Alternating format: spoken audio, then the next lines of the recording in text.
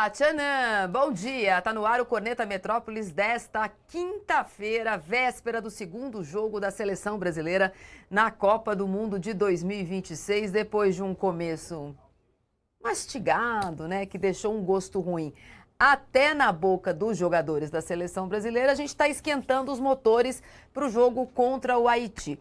Ontem, enfim, eu fiquei com a sensação de que o Hexa vem. A melhor coisa que aconteceu para a Seleção Brasileira nos últimos 20 dias foi a entrevista do jogador Danilo do Flamengo, lateral da Seleção Brasileira, dada ontem aos jornalistas que estavam lá na concentração da Seleção Brasileira, no hotel da Seleção Brasileira. Realista, mas sem ser vira-lata, o Danilo colocou o pingo nos is no que pode ser essa Seleção Brasileira. E se a Seleção Brasileira puder jogar de outra forma e não ficar com essa empáfia, porque somos penta, porque vamos ser protagonistas, que vamos ter a posse de bola, porque não sei o que lá, talvez a seleção competitiva possa chegar longe nessa Copa do Mundo, como foi em 1994. Estou aqui no estúdio com o Fábio Piperno, que ontem já ia aqui na redação, já falamos sobre essa coletiva, acho que ele concorda um pouco comigo. Bom dia, Fábio Piperno. Agora o Hexa vem? Bom dia, dona Marília Ruiz. Um grande abraço aos nossos amigos do Corneta Metrópolis. Não sei se veio, mas pelo menos alguém colocou a bola no chão. Calma, galera. É o seguinte, precisamos agora nos colocarmos nos nossos devidos lugares.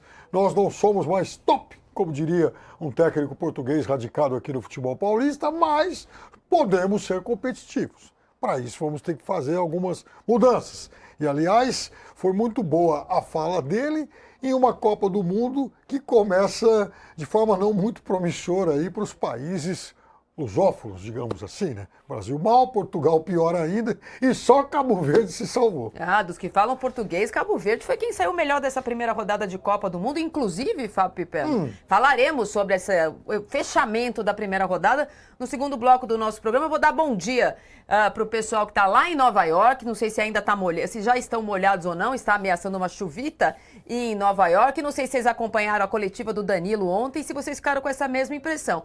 Agora estamos na mesma página, um jogador que falou aquilo que a gente assistiu no primeiro jogo.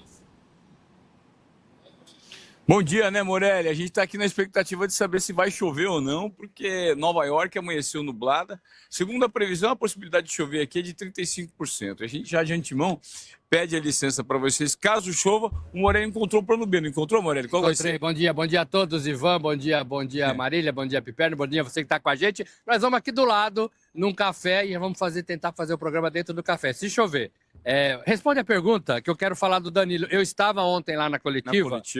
E ela foi, de fato, uma coletiva lúcida. Mas fala que eu te espero. Cara, o que eu queria dizer é que talvez a justificativa pela convocação do Danilo, ela se fez ontem. Justamente pelas palavras, pelo nível de consciência e pela liderança e conscientização de fato que ele tem nesse time. O Danilo foi muito lúcido. Eu gostei muito ontem, nessa fala do Danilo, quando ele, de cara, ele já abre desejando melhoras para o Parreira.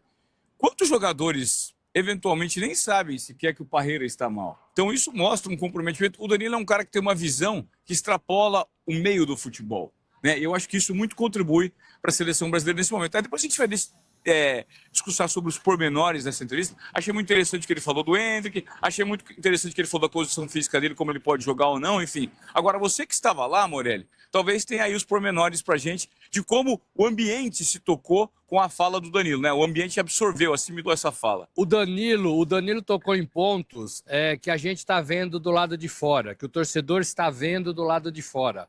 O Danilo assumiu que a Copa do Mundo, depois da primeira partida contra Marrocos, a forma com que o Brasil jogou, a Copa do Mundo deu uma nova chance para o Brasil. Porque o Brasil jogou muito mal. O Danilo foi aquele jogador que falou logo depois do empate que o Brasil poderia ter perdido a partida, poderia ter perdido o primeiro tempo de mais gols, sofrido mais gols no primeiro tempo. O Danilo falou que o Brasil não está no nível, por exemplo, de maturidade de uma França, de uma Argentina. O Danilo falou que o Brasil perdeu tempo na sua preparação. O Danilo falou que faltou o equilíbrio da equipe no primeiro tempo, e isso só foi conseguido quando eles se reuniram no vestiário para conversar. O Danilo falou que depois da partida, os jogadores conversaram muito sobre a apresentação fraca da seleção brasileira na estreia. O Danilo falou que tem jogador que precisa, sim, ser avisado com antecedência. Lembra que o Douglas Santos falou, não, eu fui avisado no dia do jogo que eu ia jogar. Ele falou meio com um jeito assim de quem estava meio assustado, né? Pô, vou jogar. Ele falou assim, eu não preciso, Danilo, eu não preciso. Os treinadores com quem eu já trabalhei na Europa, o Pepe Guardiola, por exemplo, falava que eu ia jogar no dia do jogo e talvez até em posição diferente. Mas eu trabalhava já pensando em todas as coisas. Aí ele falou também que tem jogador na seleção que precisa sim, Ivan, ser avisado com antecedência para assimilar que vai jogar, para pensar no adversário. Não, nem todo mundo é igual. Então ele pôs o dedo nas feridas e ele falou exatamente o que o torcedor pensa do lado de fora do muro da seleção brasileira. A sensação que eu tenho é que se bobear, ele tem um alinhamento prévio com o Ancelotti para dar essas entrevistas coletivas. Vocês pensam da mesma forma aí, em São Paulo? Eu acho que isso é possível sim, vai. Eu acho que eles podem ter feito sim primeiro que o Danilo ele sempre foi um jogador muito lúcido e que já tomou em outros momentos, na seleção e dos clubes, posicionamentos mais duros e mais críticos. Ontem, inclusive, conversando com a Marília no final da tarde, a gente falava muito sobre isso, porque eu acho que o Danilo, e está aqui falando alguém que tinha muitas reservas em relação à convocação dele. Eu não teria levado o Danilo para a Copa. Mas o que eu disse para a Marília ontem é que eu passo a entender um pouco mais dessa convocação, porque o Danilo pode ser, de fato, esse elo entre o técnico e o grupo, e não à toa, ele foi o primeiro jogador convocado pelo Ancelotti. Quando o Ancelotti convoca o Danilo em março, houve aquela perplexidade, mas por que justamente o Danilo? Porque provavelmente o técnico já havia identificado no Danilo essa capacidade de interlocução dele com o grupo.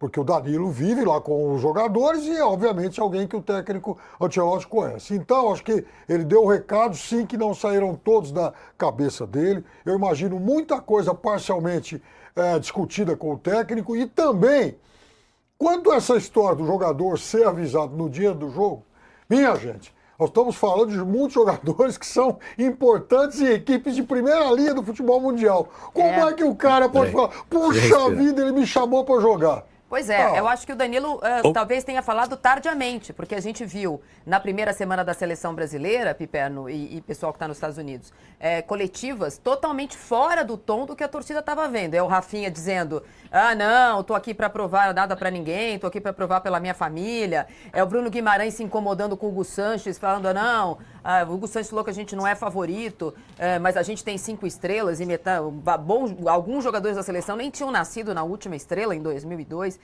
Eu acho que o Danilo traz, poderia ter falado antes, porque o Danilo traz uma visão de quem está sentado no sofá e vendo uma seleção que não competiu contra Marrocos. Sim. Ele chegou a falar, a gente se assustou no primeiro tempo. A gente teve que ir para o intervalo e falar, se a gente não consegue ter o posse de bola, a gente tem que primeiro equilibrar o jogo, para depois tentar ganhar. E que no segundo tempo foi um pouco melhor, não foi ótimo, mas foi um pouco melhor. É o Danilo que sabe que foi convocado e vai ter que jogar numa posição que ele não pode entregar aquilo que o Wesley iria entregar na seleção, tanto que tem um pedaço da entrevista, não sei se a gente pode chamar agora, eu estou de olho aqui no Molina que está me chamando, tem um pedaço da entrevista que ele fala assim, se vocês estão esperando um lateral que vai fazer o corredor cruzar a bola na área, eu não sou esse cara. O que também dá ao torcedor é essa sensação de que pode esperar dele sendo titular da seleção, e ele será.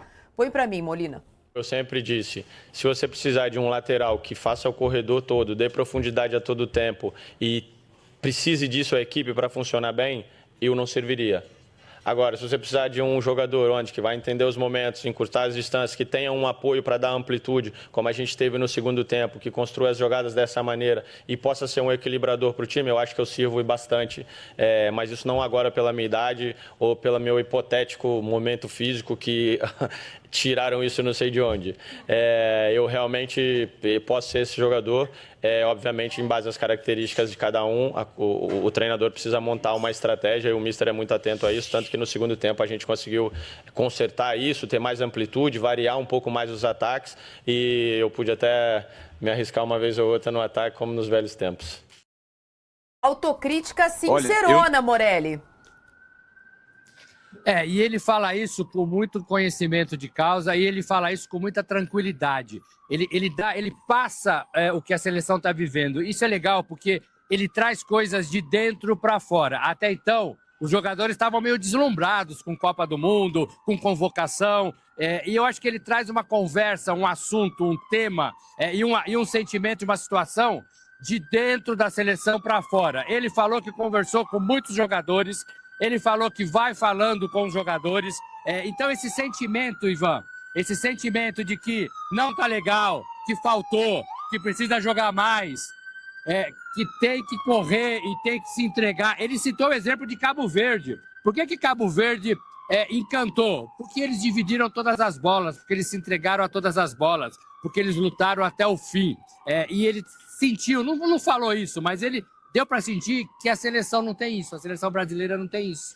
Então, é importante você ter um interlocutor entre o técnico, a própria sensação do público no Brasil e o time, porque o Danilo talvez ele seja o cara internamente responsável por traduzir tudo aquilo que esse time, até da perspectiva mesmo pessoal, tem dificuldade para entender.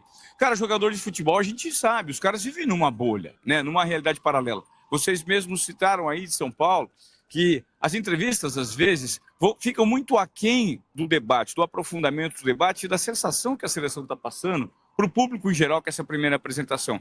Então, quando você vê a lucidez de um cara como o Danilo, que entende o contexto de forma global, ele sai da bolha, ele tem uma visão, ele sai da visão da árvore, vai para a visão da floresta, ele tem uma visão um pouco mais geral. E ter esse cara apaziguando os ânimos, dando uma satisfação para a imprensa, entendendo as sensações do público nesse momento instável do Brasil, pelo menos por enquanto, com a estreia, que o próprio Danilo diz, poderíamos ter perdido. Sim, é bom.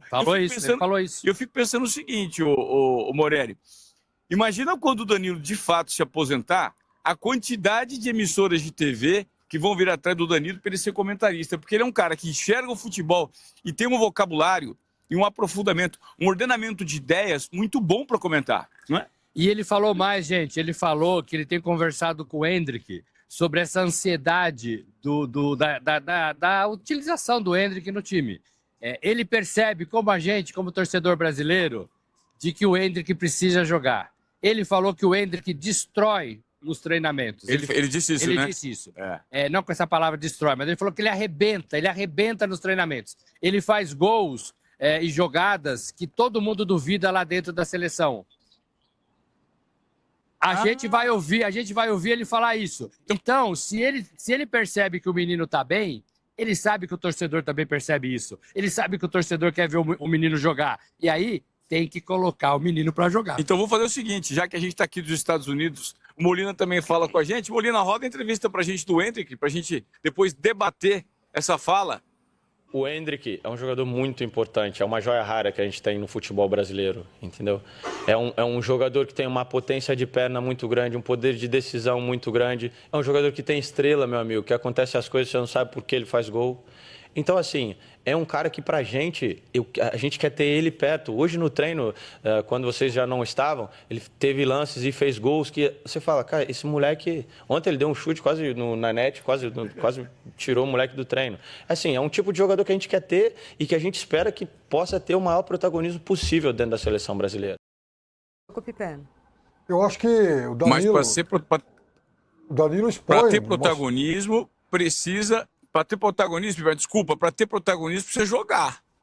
E para jogar precisa convencer o Ancelotti. E a pergunta é, se ele destrói, se ele vai bem nos treinamentos, por que não entra no time titular? Eu já vi o Ancelotti, ele dá alguns recados de forma muito sutil. Inclusive lá atrás, em novembro, numa famosa entrevista para a revista Placar, ele sutilmente abre o caminho de retorno à seleção para o Endrick. Momento em que o Endrick estava praticamente parado. E eu acho que ontem, via Danilo, o técnico da seleção brasileira deu sim um recado de que o Endrick vai ser aproveitado. Eu acho que o Danilo, de alguma forma, se não escalou o Endrick para começar, apontou que o Endrick vai ser aproveitado no jogo contra o Haiti. Porque o Danilo, ao ser essa pessoa que traz essa realidade para a seleção brasileira, e como eu falei no começo, sem ser vira-lata, sem falar, realmente nós não somos favoritos, nós somos underdog, estamos correndo por fora, coisa que alguns times costumam fazer para transferir responsabilidade, ele falou também, a gente pode competir de outra forma, talvez a gente tenha que jogar de outra forma, usando os jogadores que estão lá, então não tem meio-campistas para para organizar esse jogo. Tanto que o Ancelotti faz experiências ou ensaia experiências para ter um novo time. O 14º jogo do Ancelotti deve ser a 14ª escalação do Ancelotti. Ele não vai repetir o jogo contra o Marrocos, então teremos a 14ª escalação e depois provavelmente ele não vai repetir contra a Escócia, serão 15 jogos e 15 escalações. Mas, ao mesmo tempo, tira da conversa a história de que a convocação dele é uma convocação que não é técnica. Talvez ela seja tática, até taticamente, mentalmente importante. Mas a gente vai ter um jogador que melhorou o Brasil no segundo tempo contra o Marrocos. Danilo melhorou, mas é um jogador convocado para uma posição na qual ele não vem jogando. Exatamente, ele já passou por lá, inclusive em começo de carreira, mas na Europa, por exemplo, ele jogou pelo lado esquerdo, jogou como zagueiro, ele virou volante, e sempre em grandes clubes, é importante isso, quer dizer, ele sempre trabalhou com mas técnicos ele falou importantes também, e tudo importante. Ele falou também que laterais como Cafu, como Roberto Carlos, ele citou esses nomes, Ivan. Ele falou que esses laterais, eles não existem mais e não jogam mais dessa forma. Hoje você tem laterais que podem ajudar um pouco até a avançar, mas hoje você volta com os jogadores abertos nas pontas, jogadores de ataque. Na verdade, antes os laterais iam e voltavam para defender. Hoje a posição se inverteu. Hoje os atacantes voltam para marcar. É o contrário do que era o lateral. O lateral defendia e atacava. Hoje os atacantes atacam e voltam para marcar, para a composição do meio de campo. Ele falou que não existe mais laterais como Cafu, como Roberto Carlos. O Robson, mas isso... Isso se a gente olhar aqui, isso se a gente olhar para os brasileiros. Mas se a gente olhar para fora, sim, a gente tem, a gente vê, por exemplo, Nuno Mendes de Portugal, lateral esquerdo, para pegar o do lado direito, o Hakimi, o Dumfries. Então, eu acho assim, ele generalizou demais isso, mas o diagnóstico é correto em relação aos brasileiros que estão à disposição hoje. Mas sim, não exatamente. É uma tendência mundial.